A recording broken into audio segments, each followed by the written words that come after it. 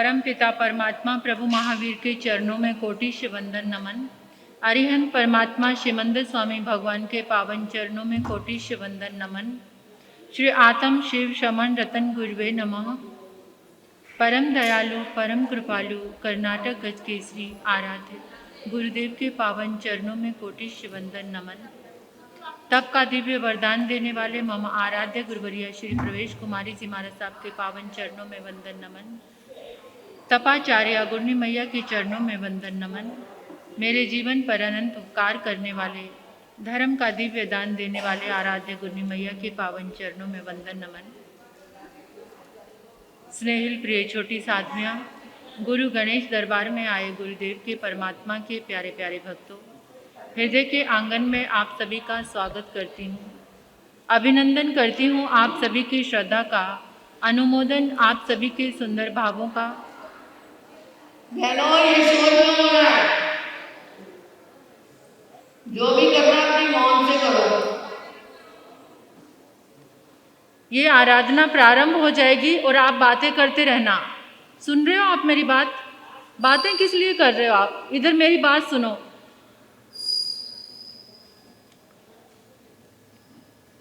परमात्मा की अनंत कृपा से और अनंत पुण्य उदय से ऐसे अवसर मिलते हैं कि हम ऐसी आराधना से जुड़ते हैं। भक्तामर साधना का ये दिव्य अनुष्ठान, आपको कुछ मालूम है? पूरे विश्व में भक्तामर भक्ति स्तोत्र में सबसे पहले स्थान पर आया है। ये जिन शासन के लिए कितने गौरव की बात है, हम सबके लिए। लेकिन कैसे आया, क्यों? भक्तामर के ऊपर इतने रिसर्च हुई है, इतनी रिसर्च चल रही है अभी भी। भक्तामर के एक एक शब्द में अनंत हीलिंग की ताकत है, एक एक शब्द में। जो ये बीज अक्षर, अभी आप मेरी बात ध्यान से सुनिए, आपको पता चल जाएगा कि भक्तामर की शक्ति क्या है, भक्तामर की आराधना। और विश्व में सबसे पहले नंबर पर भक्तामर को स्थान क्यों मिला? अनेकों तरह के प्रयोग आज भी चालू हैं। उन प्रयोगों से पता चला है कि भक्तामर के एक एक शब्द में दिव्य शक्ति है, पावर, हीलिंग पावर। जो भक्तामर का बीज अक्षर है, ये जो बीज अक्षर की हम साधना करते हैं, एक एक शब्द में कितने बीज अक्षर समाये हुए हैं। और उन बीज अक्षरों की ताकत से क्या होता है कि जिस समय हम श्रद्धा से, भक्ति से भक्तामर की आराधना करते हैं, तो एक इस पूरे ब्रह्मांड में एक कंपन का निर्माण होता है। कंपन क्या? जैसे आप बोलते हो ना, ये सुना तो हमारे साथ मुझे कांटे आ गए। ये क्या है? कंपन। ये जो कंपन का निर्माण होता है, फिर उस कंपन के निर्माण से वहां से जो ब्रह्मांड की ऊर्जा है वो खुल जाती है। वो ऊर्जा खुलकर किसके पास आती है? जो आराधना कर रहा है, जो उच्चारण कर रहा है, जो उस साधना को कर रहा है, वो ऊर्जा वहां से मुक्त हो जाती है, यानी रिलीज हो जाती है। और वो रिलीज हुई हुई एनर्जी जो भी आराधना कर रहा है उसके पास पहुंचनी शुरू हो जाती है। जब कोई मन से या बड़ी आवाज से, अभी हम सब क्या कर रहे हैं? सामूहिक आराधना। ये हमारी क्या हो गई? थोड़ा सा समझा रही हूं आपको, ये हमारी बड़ी आवाज हो गई। तो इस पठन से अक्षर और शब्द की उस शक्ति से एक फ्रीक्वेंसी का निर्माण होता, फ्रीक्वेंसी, आवृत्ति का निर्माण होता है। यानी वो आवृत्ति कितनी दूर तक जा रही है, जिसे हमको ऑरा भी कहते हैं। हर शब्द का, हर चीज का ऑरा होता है। ऑरा समझ गए कि जो हम आराधना कर रहे हैं इसका प्रभाव कहाँ तक जा रहा है, इसका ऑरा। और वो ऑरे का निर्माण कैसे होता है? फ्रीक्वेंसी, यानी जब हमारे भीतर जितनी ज्यादा श्रद्धा और विश्वास है, एकाग्रता।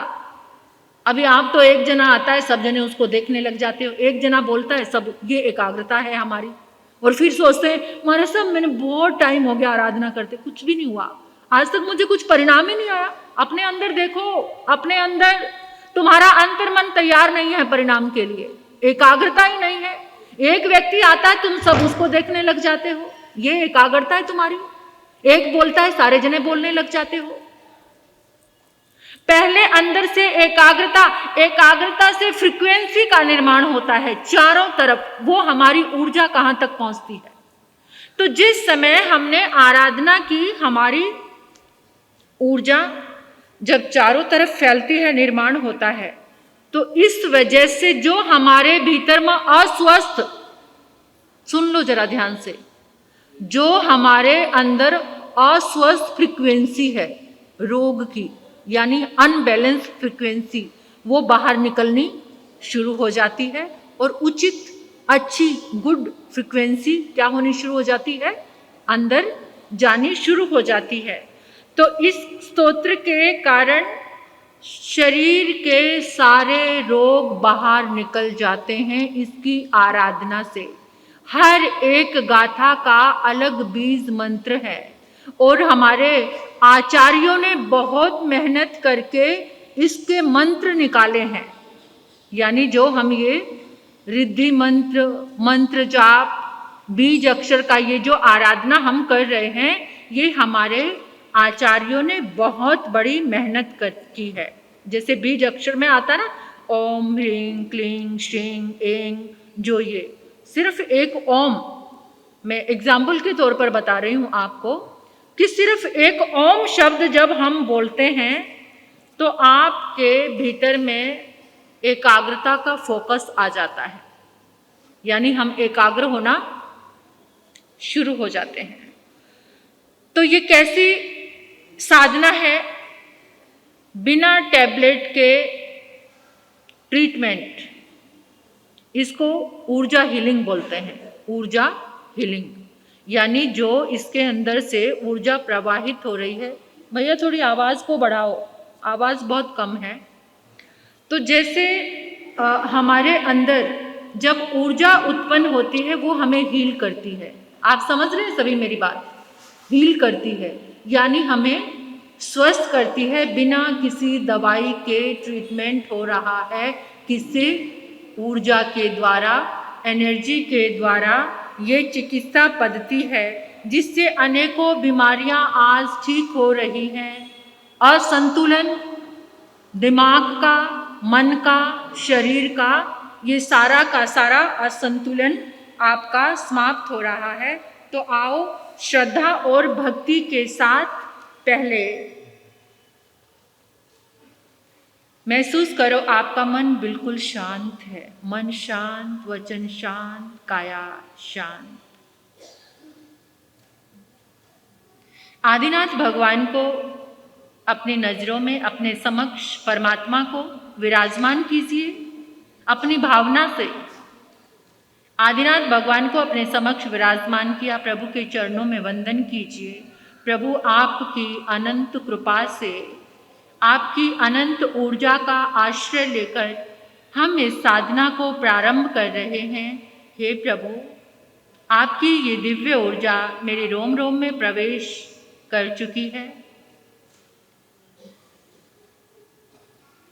अपने गुरुदेव को भी वंदन कीजिए, माता पिता को भी नमन कीजिए और 3 बार अपना संकल्प दोहराइए। आज की जो ये गाथा है, यानी ये जो दूसरे नंबर की गाथा है, अध्ययन के क्षेत्र में भी, अध्ययन किसके लिए? जैसे कोई अध्यापक है, वो आगे बढ़ना चाहते हैं, वो इस गाथा की आराधना करें क्योंकि उनको बड़ा पद चाहिए, प्रिंसिपल, और उससे ऊपर पहुंचना चाहते हैं।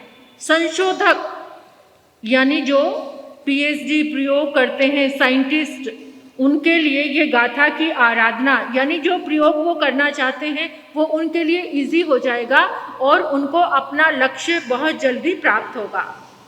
छात्र यानी स्टूडेंट्स इस गाथा की आराधना करते हैं तो उनके अंदर भी एक ज्ञान के सूर्य का उदय होता है। सूरज के सामने जैसे नतमस्तक होने से ज्ञान एवं आनंद के मार्ग पर हमारे कदम आगे बढ़ते हैं, तो इस गाथा के करने से आप सबके स्नेही बनते हैं, सबके प्रेम के पात्र बन जाते हैं और आपकी तरफ सभी लोग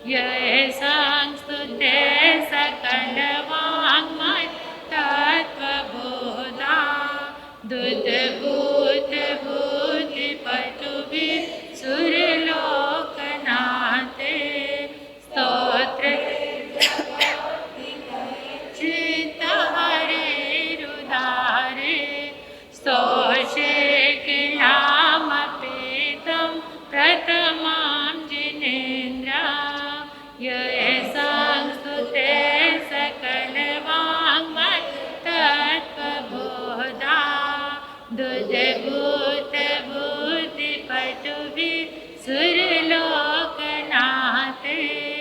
स्तोत्रैर्जगत्त्रय चित्त हरेरुदारे स्तोषे किलामपीतं प्रथमां जिनेन्द्रां येषां स्तुते सकलवाङ्मयत्तत्त्वबोधा दुर्भूतबुद्धिपटुभिः सुरलोकनाथे स्तोत्रैर्जगत्त्रयचित्तहरे रुदारे स्तोषे किलामपीतं प्रथमां जिनेन्द्रां येषां स्तुते सकलवाङ्मयत्तत्त्वबोधा दुर्भूतबुद्धिपटुभिः सुरलोकनाथे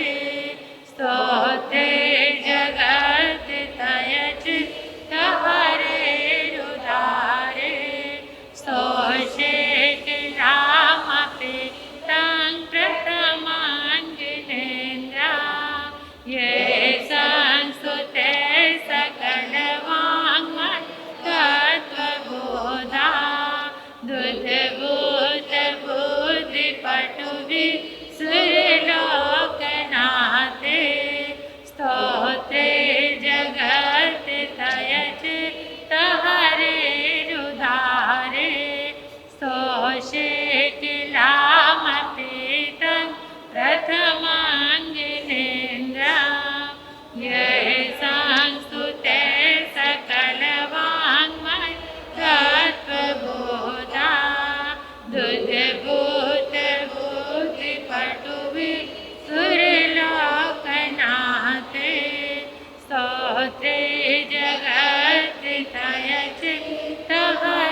स्तोत्रैर्जगत्त्रयचित्तहरेरुदारे स्तोषे किलामपीतं प्रथमां जिनेन्द्रां येषां स्तुते सकलवाङ्मयत्तत्त्वबोधा दुर्भूतबुद्धिपटुभिः सुरलोकनाथे स्तोत्रैर्जगत्त्रयचित्तहरेरुदारे स्तोषे किलामपीतं प्रथमां जिनेन्द्रां येषां स्तुते सकलवाङ्मयत्तत्त्वबोधा दुर्भूतबुद्धिपटुभिः सुरलोकनाथे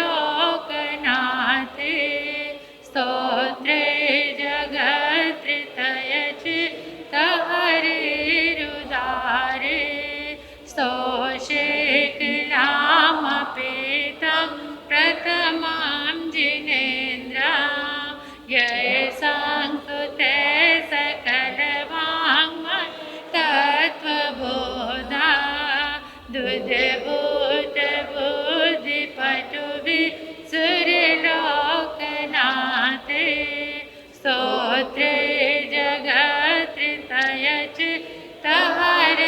स्तोत्रैर्जगत्त्रयचित्तहरेरुदारे स्तोषे किलामपीतं प्रथमां जिनेन्द्रां येषां स्तुतत्त्वबोधा दुर्भूतबुद्धिपटुभिः सुरलोकनाथे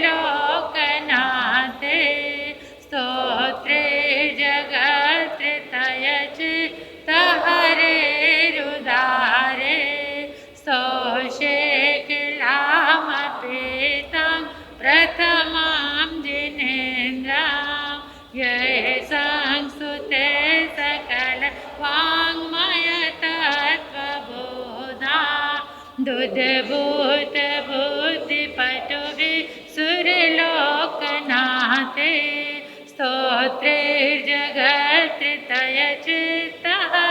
स्तोत्रैर्जगत्त्रयचित्तहरेरुदारे स्तोषे किलामपीतं प्रथमां जिनेन्द्रां येषां स्तुते सकल सकल वाङ्मय तत्त्वबोधा दुधभूत बुद्धिपटुभि सुरलोकनाथे स्तोत्रे जगत् तय चित्त हरे रुदारे स्तोषे किलामपेतं प्रथमं जिनेन्द्रां ये संस्तुते सकल वाङ्मय तत्त्वबोधा दुधभूत बुद्धिपटुभि सुरलोकनाथे स्तोत्रे जगत् तय चित्त हरे रुदारे स्तोषे किलामपेतं प्रथमं जिनेन्द्रां ये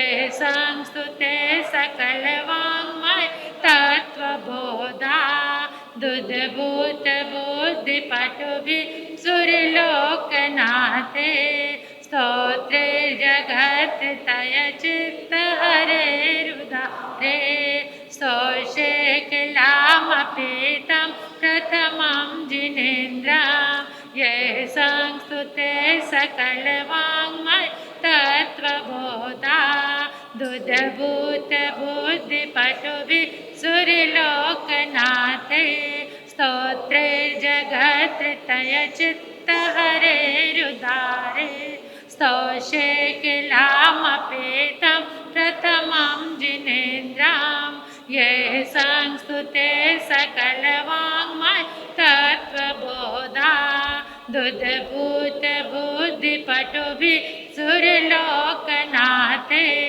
स्तोत्रे जगत् तय चित्त हरे रुदारे स्तोषे किलामपेतं प्रथमं जिनेन्द्रां ये संस्तुते सकल वाङ्मय तत्त्वबोधा दुधभूत बुद्धिपटुभि सुरलोकनाथे स्तोत्रे जगत् तय चित्त हरे रुदारे स्तोषे किलामपेतं प्रथमं जिनेन्द्रां स्तोषे किलामपेतं प्रथमं जिनेन्द्रां स्तोषे किलामपेतं प्रथमं जिनेन्द्रां।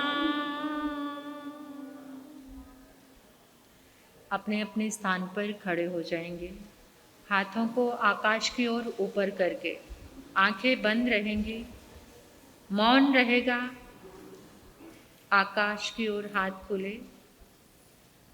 अनुभव करेंगे, महसूस करेंगे इस संपूर्ण ब्रह्मांड में, इन 10 दिशाओं में आदिनाथ भगवान के शुक्ल ध्यान में शरीर के शुभ पुद्गल, अनंत अनंत शुभ पुद्गल विद्यमान हैं। परमात्मा की अनंत ऊर्जा विद्यमान है। वो अनंत ऊर्जा आपके ऊपर, आपके सिर के ऊपर एक कलश बन गई है। उस ऊर्जा से कलश का निर्माण हो गया है। आदिनाथ भगवान के शासन काल में जितने भी गंधर्व भगवान हुए, केवल ज्ञानी भगवान हुए, अवधि ज्ञानी, मन परियुक्त ज्ञानी, मति ज्ञानी, श्रुत ज्ञानी, साधु साध्वी भगवंत, जितने भी दिव्य पुरुष, महापुरुष, बुद्ध पुरुष हुए, उन सब की ऊर्जा लाल रंग का कलश बन गई है। रेड कलर का कलश देखना है सबने, अपनी कल्पना से, अपनी भावना से। ये लाल रंग का कलश अनंत ऊर्जा से भरा हुआ है, परमात्मा के दिव्य शुभ पुद्गलों से भरा हुआ है। कलश के चारों ओर नमो सिद्धाणं, नमो सिद्धाणं, नमो सिद्धाणं, नमो सिद्धाणं, नमो सिद्धाणं लिखा हुआ है। कलश के ऊपर श्रीफल रखा हुआ है। आपके सामने टेबल पर जो जल से भरे हुए कलश रखे हैं, ये लाल रंग का कलश, परमात्मा की ऊर्जा से भरा हुआ कलश, आप सभी ने अपनी भावना से जल से भरे हुए ये दोनों घट कलश इनमें उतारना है। अनुभव करो, बड़ी एकाग्रता से अपने हाथों की पोजीशन बनाओ जैसे आपने कलश थामा हुआ है। और ये लाल रंग का कलश आपने जल से भरे हुए कलश में उतार दिया है, यानी जल के अंदर परमात्मा की ऊर्जा से भरा हुआ कलश प्रवेश कर चुका है। सभी ने इमेजिन करना है, सभी ने अपनी भावना से एक एक कलश दोनों घट में, यानी ये जो दोनों घड़े हैं, दोनों कलश हैं, इसमें उतारना है अपनी भावना से। जल का एक एक अणु परमात्मा की ऊर्जा से भर चुका है।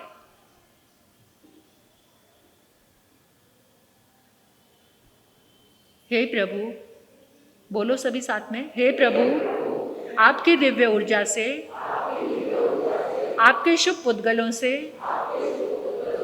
ये जल दिव्य अमृत बन चुका है, दिव्य अमृत बन चुका है, दिव्य अमृत बन चुका है। हे प्रभु, आपकी अनंत ऊर्जा से, अनंत शुभ पुद्गलों से ये जल दिव्य औषधि बन चुका है, दिव्य औषधि बन चुका है, दिव्य औषधि बन चुका है। जो भी इस जल को ग्रहण करेगा वो आदि व्याधि रोगों से हमेशा के लिए मुक्त हो जाएगा, हमेशा के लिए मुक्त हो जाएगा, हमेशा के लिए मुक्त हो जाएगा। जिस भी भावना को रखकर ये जल ग्रहण किया जाएगा, उनकी वो भावना, वो संकल्प अति शीघ्र पूरा हो जाएगा, अति शीघ्र पूरा हो जाएगा, अति शीघ्र पूरा हो जाएगा। हे प्रभु, आपकी शुभ तरंगों से सबकी हीलिंग हो चुकी है, हीलिंग हो चुकी है, हीलिंग हो चुकी है। सबके रोम रोम में परमात्मा की दिव्य तरंगे पहुंच चुकी हैं। अभी सभी अपने अपने स्थान पर बैठ जाएंगे। अपने अपने स्थान पर बैठकर पुनः अपना संकल्प, जो आपने संकल्प लिया था, अपना संकल्प दोहराइए पुनः 3 बार, और ये सोचना है कि आपका संकल्प पूरा हो चुका है। अभी आपको सोचना है, पहले संकल्प लिया, अभी परमात्मा की दिव्य ऊर्जा से, आराधना से आपका संकल्प पूरा हो चुका है। 3 बार पुनः याद कीजिए अपने संकल्प को, क्या लिया था आपने संकल्प।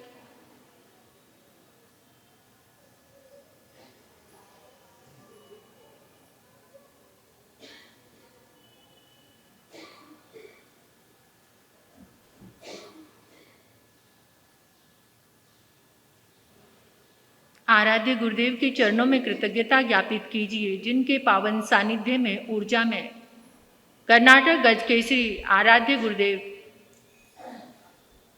उनकी कृपा से संपन्न हो रहा है ये सब कुछ। उनके चरणों में कोटिश्य वंदन कीजिए। आदिनाथ भगवान के पांव के अंगूठे पर उनके चरणों में अपना माथा टिका दीजिए। प्रभु को महसूस करते हुए माथा टिका दीजिए। आचार्य मानतुंग जी महाराज के चरणों में अनंत अनंत कृतज्ञता ज्ञापित कीजिए, जिनकी अद्भुत भक्ति से ये दिव्य आराधना हमें प्राप्त हुई। बोलिए श्री आदिनाथ भगवान की, बोलिए आदिनाथ भगवान की। आचार्य मानतुंग जी महाराज की, आचार्य मानतुंग जी महाराज की, आचार्य मानतुंग जी महाराज की। कर्नाटक गजकेसरी आराध्य गुरुदेव की। मुझे रास आ गया है, ओ मुझे रास आ गया है, तेरे दर पे सर झुकाना, मुझे रास आ गया है, ओ मुझे रास आ गया है, तेरे दर पे सर झुकाना, मुझे रास आ गया है।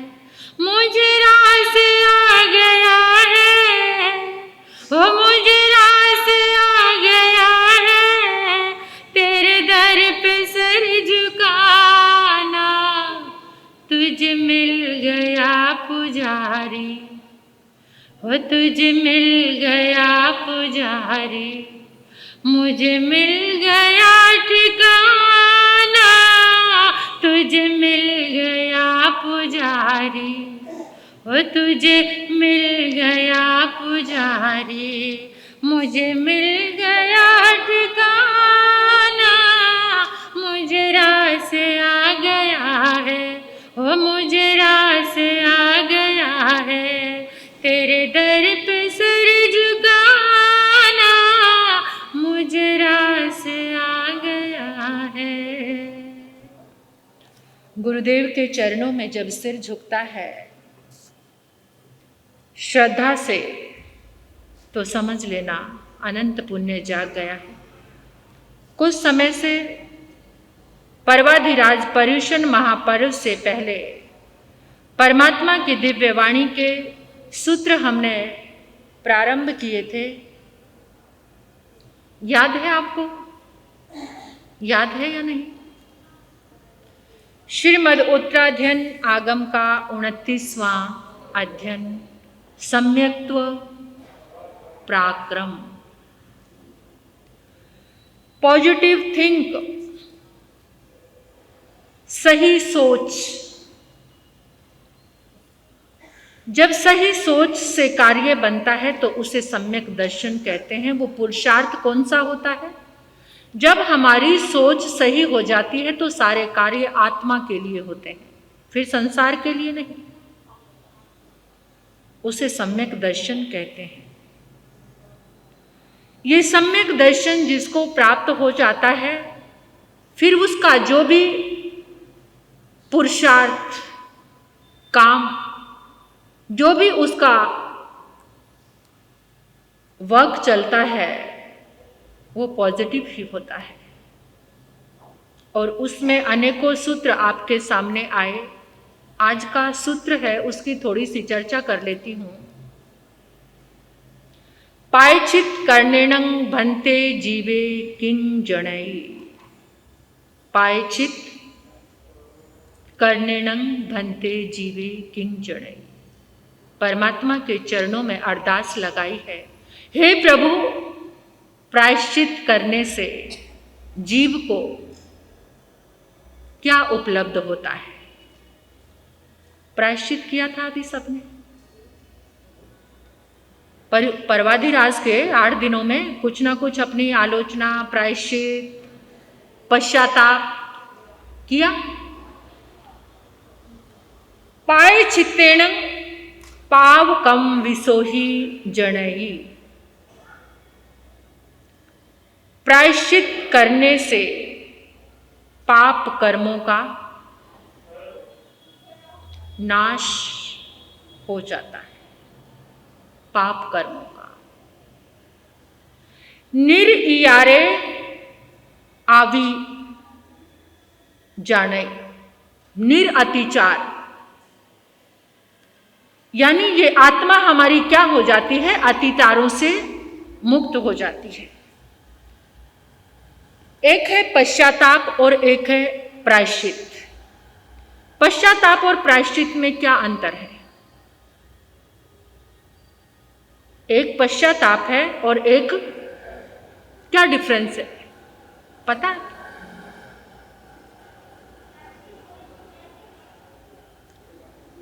पश्चाताप, और हम जिंदगी में पश्चाताप करते हैं, प्रायश्चित बहुत कम हुआ है, हमसे हुआ ही नहीं।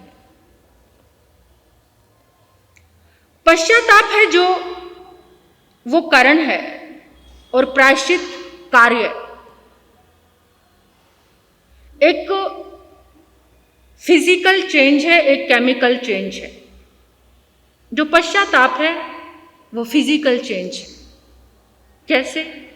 जैसे पानी को गर्म किया, थोड़ी देर के लिए वो गर्म है, जिस समय उसको आप रख दोगे तो वापस क्या हो जाएगा? वापस फिर ठंडा हो जाएगा। ये फिजिकल चेंज है।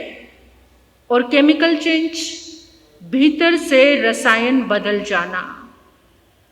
यानी आज तक हमने जो किया है वो केवल पश्चाताप किया है।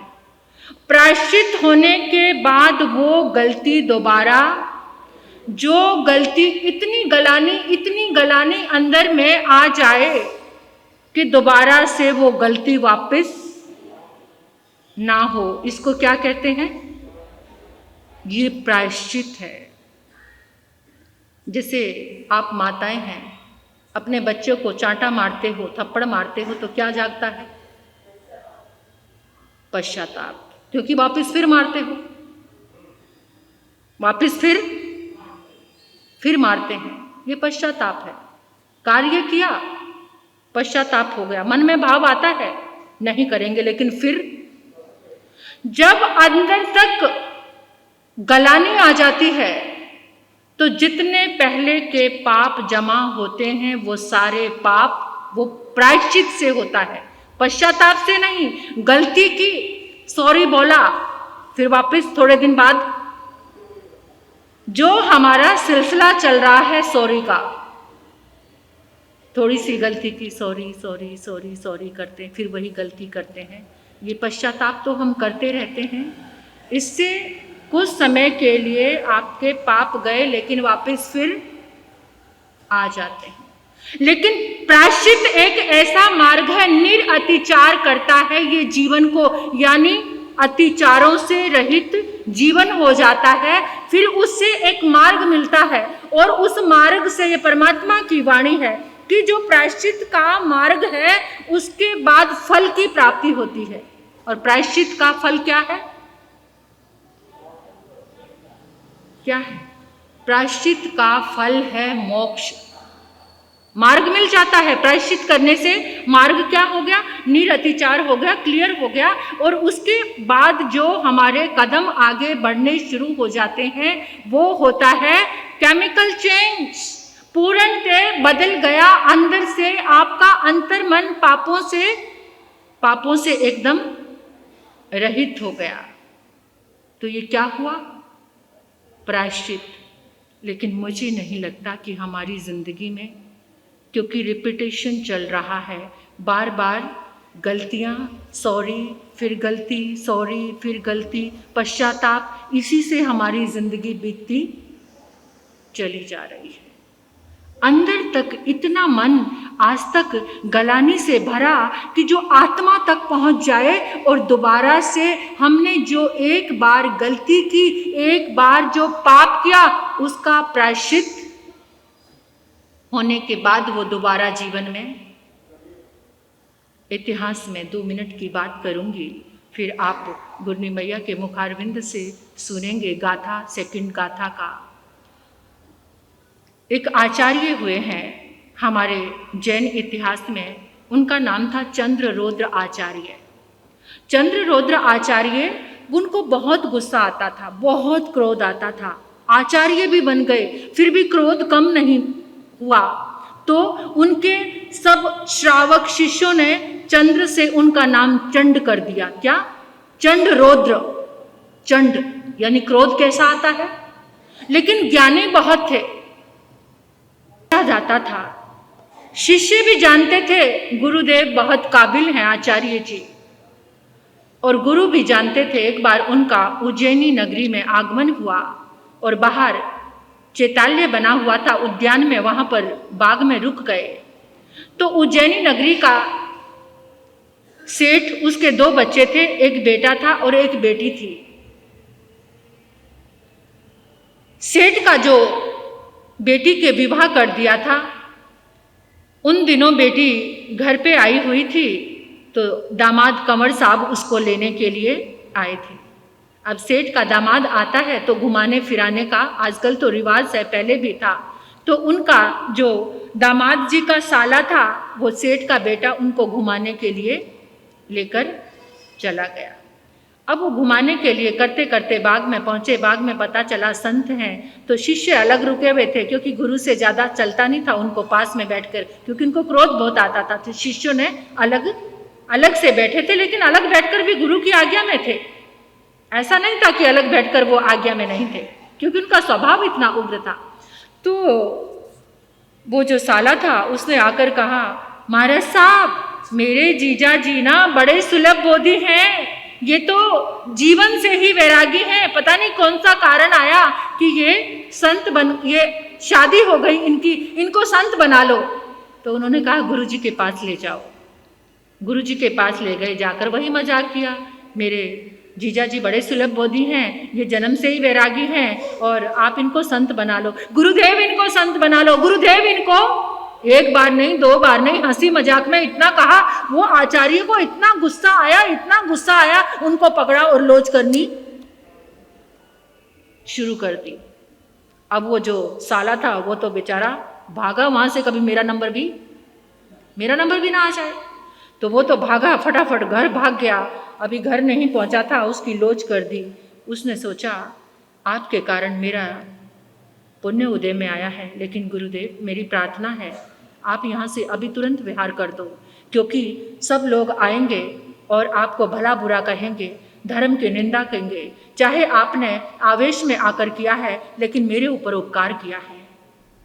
तो कहते इतनी रात को, हाँ, आगम के अनुसार रात को ऐसा अपवाद आ जाए तो रात को जाना कलकता है। जल्दी से आप चलो, तेरे को पता नहीं मैं कितना बूढ़ा हूं, कैसे चलूंगा, आप मेरे कंधों पर बैठो। कंधों पर बिठा लिया। चल रहे हैं जंगल में और अंधेरा, उबड़ खाबड़ जमीन।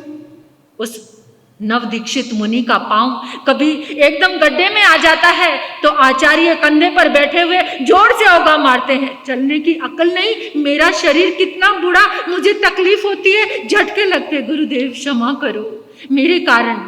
देखो जीवन में ऐसा धैर्य, ऐसी सहनशीलता, गुरुदेव मुझे क्षमा कर दो। फिर आगे चलते हैं, उबड़ खाबड़ जमीन।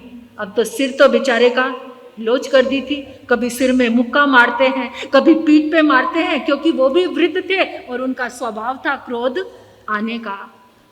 फिर देख के नहीं चल सकता गुरुदेव, अंधेरा है बहुत। अब थोड़ा समय बाद ऐसा आया कि ना कोई झटका, ना उबड़ खाबड़, ना कोई कांटा चुभ रहा है, ना कोई गड्ढे में पांव जा रहा है। आचार्य कहने लगे थोड़ी देर तो इतना टेढ़ा चल रहा था, अब इतना सीधा चल रहा है। एकदम पूछने लगे, अरे अब इतना सीधा चल रहा है, अब तुझे रास्ता दिखाई देने लग गया? कहते गुरुदेव आपकी कृपा हो गई, अब मुझे पूरा मार्ग दिखाई दे रहा है। एकदम जोर से झटका लगा। आखिर तो आचार्य थे, तेरे को पूरा मार्ग दिखाई दे रहा है? हाँ गुरुदेव आपकी कृपा। क्या तुझे ज्ञान हुआ है? आपकी कृपा गुरुदेव। कौन सा ज्ञान हुआ है, जाने वाला या आकर ना जाने वाला? गुरुदेव आपकी कृपा से मुझे आकर ना जाने वाला ज्ञान। ओ मैंने केवल ज्ञानी की अशातना। जल्दी से मुझे यहीं पर नीचे उतारो। मुझे माफ कर दो पुत्र, वत्स मुझे माफ कर दो। तूने कुछ घंटों में ही केवल्य को प्राप्त कर लिया और मैंने इतनी साधना करने के बाद भी इतनी गलानी, इतना प्रायश्चित जागा आचार्य के मन में, इतना प्रायश्चित जागा कि आचार्य को भी वहीं पर केवल ज्ञान। ये क्या है? पायचित करने न बनते जीवे किंचन। पश्चाताप करने से प्रायश्चित जागता है। जब पश्चाताप आता है ना, तो प्रायश्चित का जागरण होता है, करण से कार्य तक पहुंचते हैं। तो वहीं पर केवल्य हो गया। ऐसा हम भी प्रार्थना करें। ये आराधना जो चल रही है हमारी, इस आराधना से आपको उपलब्ध हो रहा है, ये दिव्य आराधना है भक्तामर की। इस आराधना को निरंतर करने से, मैं अपने मुंह से नहीं कहती, स्वयं आपके समक्ष ये चीज़ें आएंगी, किस तरह से आपकी हीलिंग होगी। ये जल आप लेकर जाएंगे। इसके लिए एक ही भावना है, कल्याण की। संत का जीवन तो कल्याण के लिए होता है। हमारा भी कल्याण होगा और आपका भी कल्याण होगा। बड़ा आनंद आता है इस आराधना को करने से। जो लोग नहीं आ रहे हैं वो जरूर आकर इस आराधना को करें। और आज की गाथा के जो लाभार्थी हैं वो हमारे मंत्री जी बोलेंगे। कल की जो गाथा है, उस गाथा के करने से आपके व्यक्तित्व के हर पहलू में इंटेलिजेंसी, कहते हैं ना, जीवन को तराशा हुआ है, जो अनबैलेंस है, कोई भी काम ठीक से नहीं होता। कुछ लोग ऐसे होते हैं, पानी भी लेकर आते हैं ना तो रास्ते में 2 बार गिरता है, अनबैलेंस, जिनको कुछ भी किसी भी काम में यश नहीं मिलता है। तो ऐसी शरीर के भीतरी भाग के लिए, यानी शरीर के आंतरिक भाग के लिए इस गाथा का महत्व रहेगा। ये तीसरी गाथा की आराधना कल समय पर आप सभी को आना है। अब गुरनी मैया के मुखारविंद से आप दूसरी